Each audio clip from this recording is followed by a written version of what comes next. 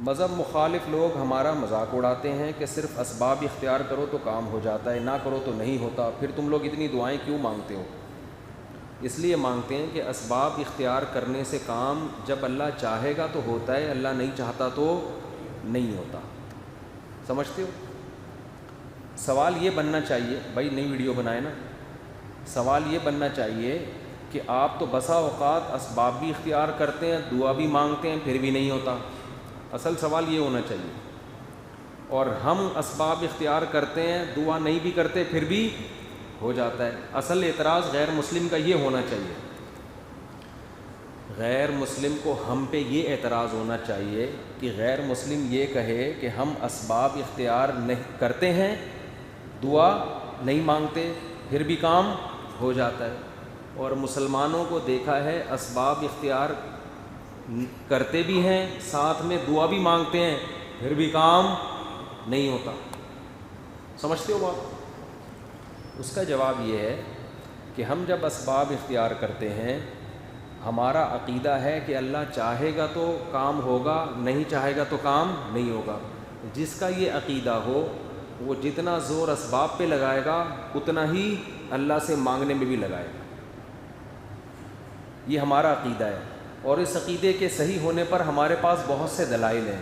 ان میں ایک بڑی دلیل یہ ہے کہ جس نے اس کائنات کو بنایا، اس کی مرضی کے بغیر اس کائنات میں ایک پتا بھی نہیں ہلتا، جس کے پاس اتنی طاقتیں ہیں کہ بچہ پیدا ہوتا ہے تو ماں کی چھاتیوں میں دودھ پیدا کر دیتا ہے، وہ جو اتنا پاورفل ہوگا، کیا اس کی مرضی کے بغیر اسباب میں جان پڑ سکتی ہے؟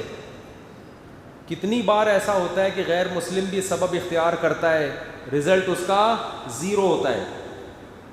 تو ہمارا یہ عقیدہ ہے، اور اس عقیدے کے درست ہونے پر ہمارے پاس اس کے علاوہ بہت دلائل ہیں۔ رہا یہ مسئلہ کہ پھر ایسا ہوتا کیوں نہیں ہے کہ ہم اسباب بھی اختیار کر رہے ہیں، دعا بھی مانگ رہے ہیں، نتیجہ نہیں نکل رہا؟ تو بھائی ایسا اس لیے نہیں ہوتا کہ ہم نے یہ کہا ہے کہ کام ہونے کی طاقت اللہ کے پاس ہے، کرے نہ کرے اس میں ہماری مرضی نہیں چلے گی۔ کس کی مرضی چلے گی؟ اس کی چلے گی۔ تو ہم دعا مانگتے ہیں یہ بتانے کے لیے نہیں کہ اب لازمی ایسا ہوگا، یہ بتانے کے لیے کہ ہم محتاج ہیں، ہوگا وہی جو اللہ کی مرضی۔ ہمارا کام ہے فائل جمع کرا دینا، کرنا نہ کرنا کس کا کام ہے؟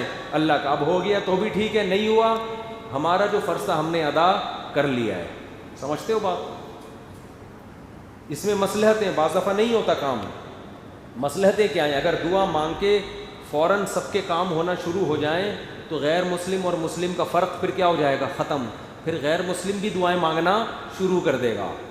اللہ چاہتے ہیں کہ مجھ سے وہ مانگے جس کا مجھ پر ایمان ہے بغیر دیکھے۔ دیکھنے والوں کا ایمان اللہ کے ہاں معتبر نہیں ہے۔ سمجھتے ہو؟ باقی اصل کامیابی آخرت کی ہے۔ تو جو دعائیں قبول نہیں بھی ہو رہی، آخرت میں ذخیرہ ہو رہی ہیں۔ تو اسلام نے یہ دعویٰ ہی نہیں کیا کہ جو مانگو گے ایز اٹ از میں تمہیں دے دوں گا۔ یہ دعویٰ کیا ہوتا پھر آپ اعتراض کرتے کہ مانگا اور نہیں ملا۔ اسلام نے کب کہا ہے؟ اسلام نے کہا ادعونی استجب لکم، مانگو میں دوں گا، لیکن اپنے حساب سے دوں گا، تمہارے حساب سے نہیں ملے گا تمہیں۔ اب جب ملنا اللہ کے حساب سے، ہمارے حساب سے نہیں، تو ہم اللہ سے مانگے کیوں؟ تو اللہ نے کہا اپنا کام پورا کرو، اپنا کام پورا کرو،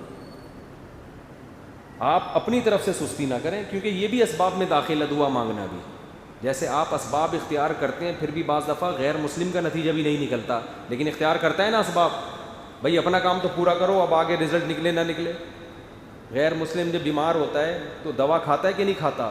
حالانکہ بہت سے بیمار دوا کھاتے ہیں ٹھیک نہیں ہوتے، لیکن غیر مسلم پھر بھی کھائے گا کہ بھائی میں اپنا کام پورا کر دوں، پھر بھی ٹھیک نہ ہوا تو اب میرا قصور نہیں ہے۔ تو ایسے ہی ہم دعا مانگ کے اپنا کام پورا کر دیتے ہیں، آگے اللہ کی مرضی، وہ کرے یا نہ کرے۔